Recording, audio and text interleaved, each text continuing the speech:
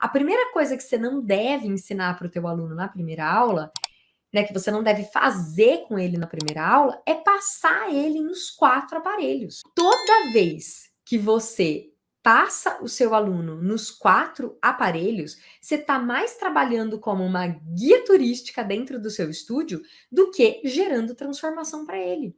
É como se você quisesse que ele conhecesse, tá? Essa aqui, na verdade, é o erro número 1 que você comete, né? É passar o seu aluno nos 4 aparelhos. Toda vez que você faz isso, você perde oportunidade de gerar transformação. Você só fica mostrando o método. E não se esqueça que o seu aluno ele não quer, ele não está nem aí para aprender o método.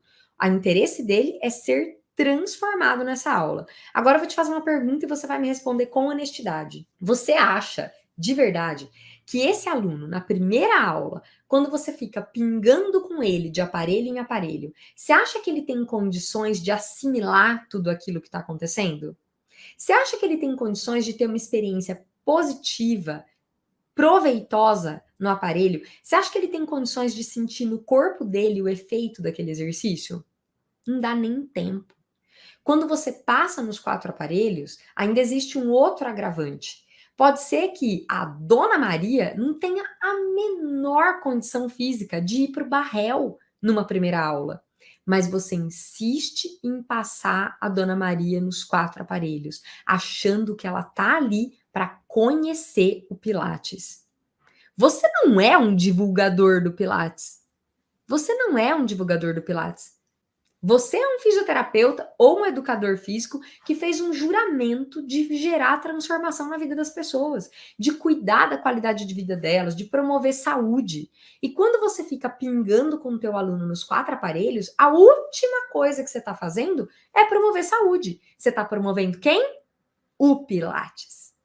Você está promovendo o Pilates e você não está promovendo a saúde do seu cliente. Você não está gerando transformação nenhuma para ele. Você está só flanando, né? Ali, planando, melhor dizendo, planando ali nos aparelhos para ele conhecer. Então, aluno, esse aqui é o meu estúdio. É como se você dissesse assim. Sabe quando vai visita na casa? Eu me lembro que a minha avó fazia isso, sabe? Uma vez minha avó reformou a casa e aí toda visita que ia, ela ia fazer um tour pela casa com a visita para mostrar, porque ela estava tão orgulhosa da reforma dela. E a visita não estava nem aí. Às vezes a visita estava até curiosa, mas na maioria das vezes a visita não estava nem aí para conhecer a casa da minha avó. E ela mostrava os detalhes. Olha só esse forro que eu coloquei. Olha só esse rodapé que eu coloquei. Olha aqui que eu troquei essa janela. E a pessoa não estava nem aí. Então, é mais ou menos assim que você faz com o teu aluno na aula de Pilates, quando você fica zanzando com ele nos 4 aparelhos, sem gerar a transformação que você precisa no corpo dele. E a segunda coisa que você não pode ensinar de jeito nenhum na primeira aula, gente, é a tal da respiração. A minha sugestão, inclusive, é a que você nem tente ensinar a respiração para o seu aluno. Sabe por quê? Porque ele já sabe respirar. Todo mundo sabe respirar. Quando você tenta inserir a respiração para o teu aluno na primeira aula, você complica essa aula num nível tão grande que você gera um desestímulo para o seu aluno. Quantas pessoas desistem da aula de Pilates exatamente falando isso. Ah, você tá maluca, eu não sei fazer aquele negócio da respiração. Meu, é muito difícil. Pilates não é para mim. E ele vai fazer o quê? Ou ele vai para casa ficar sedentário, continuar sedentário, ou ele vai procurar um lugar onde não ensinam a respiração para ele na primeira aula. Por quê? Porque é muito desafiador.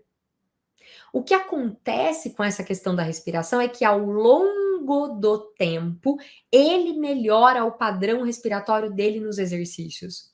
Ao longo do tempo, quando o corpo dele estiver preparado, ele vai melhorar o padrão dele nos exercícios. Um aluno que não respira na primeira aula, que faz apneia, que tem uma respiração totalmente descoordenada, daqui a algumas aulas, depois que ele aprender os movimentos, a respiração dele se acalma e ele vai conseguir respirar de uma maneira mais coordenada no movimento. Agora, seja honesta. Vamos lá. Você vai ensinar um exercício que é completamente novo para o teu aluno, um movimento que ele não está acostumado. Aí você, para dificultar, querendo tornar o seu trabalho mais difícil, como se isso fosse uma coisa positiva para aquele aluno que está ali, você vai tentar ensinar ele a respirar. São duas coisas muito difíceis e um monte de novidades. A começar pelo ambiente. Um ambiente novo, ele tá ali cheio de incertezas, pensando com os botões dele se ele vai fazer mesmo essa aula de Pilates ou não, se esse tal desse Pilates aí pode resolver a dor dele ou não. E aí você vai lá e enche ele de uma informação super difícil. O movimento, que ele mal tá dando conta, e a respiração. Se contente com a respiração que ele pode te apresentar na primeira aula. Não seja perfeccionista. Esse, inclusive, é um dos maiores erros, um dos maiores, assim, defeitos do profissional de Pilates, é ser perfeccionista. O perfeccionismo, ele não respeita o aluno.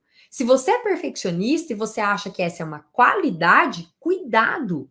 Ser perfeccionista é um baita de um desrespeito com o teu aluno que está iniciando, que é todo imperfeito, que não tem coordenação, que não tem percepção corporal, que não tem capacidade física, que está ali ainda experimentando tudo aquilo e de fato não está preparado para qualquer mudança no padrão respiratório. Ele não está preparado para isso. Tudo tem a hora certa. Vai chegar o momento certo de você falar para ele, aluno, neste exercício agora, que é um exercício obrigatório, respiratório obrigatório, a gente vai inserir um padrão respiratório diferente. Nesse exercício aqui, a gente precisa de um padrão respiratório diferente. Por quê, aluno? Porque esse padrão respiratório facilita a prática. Você tem que entender que o padrão respiratório ele não é para dificultar a vida do seu aluno. O padrão respiratório ele é para facilitar. E é por isso que você não deve inserir o padrão respiratório na primeira aula com o teu cliente. Essa é uma das maiores bobagens que te ensinam por aí. Todos os estúdios fazem isso, gente, e todos os estúdios erram nisso.